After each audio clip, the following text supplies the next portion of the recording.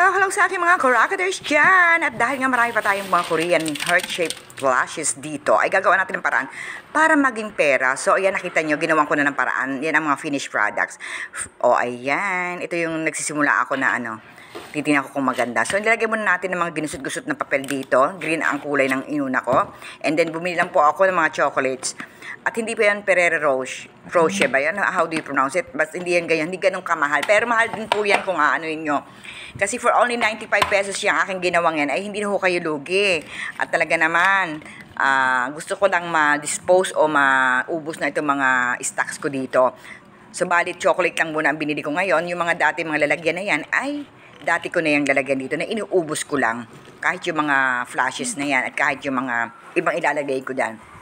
Gusto ko lang talaga maging pera yan. So, meron tayo ito. Ito na yung ating flashy. O, yan.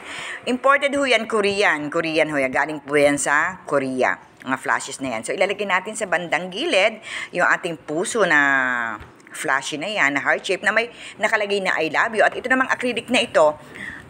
O, ayan, nagtataka ako dyan kung bakit ang labo. Yung pala may mga protective film pa siya na dapat talupan. So, inaalis na natin. Ayan, ang tagal, nag-struggle ako dyan. Ang hirap balatan. Kaya na-expose naman yung aking hindi na pa manicure na kuko. O, ayan, hindi pa ako nakapag-manicure. At talagang halatang-halata mo na walang ka-date sa Valentine's.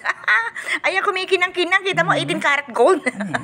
Ilalagay natin at may happy Valentine nung nakalagay diyan. So, may idinagdag pa ako dyan. Hindi ko na lang naipakita.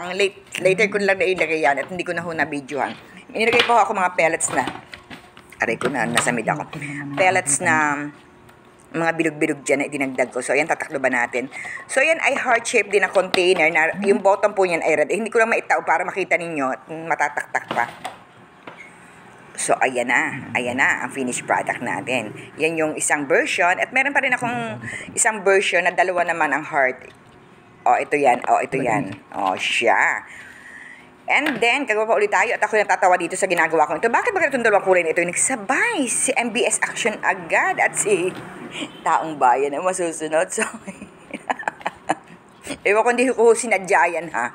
Kaya lang talagang yan ang ngayon lang mag-e-edit ako, nakita ko, ari pala ay violet at saka orange. Aba naman nga naman. O, ayan, nilagay na natin. At syempre, hindi mawawala ang bawat isa'y mahalaga. May blue din. At meron din GSM. O, ayan, nandiyan ang lahat ng kandidato. So, huwag kayo magtatampo sa akin. Nilagay ko lang lahat ang mga kulay nyo dyan. So, ito yung mga finished product natin na nagawa ko nung kagabi.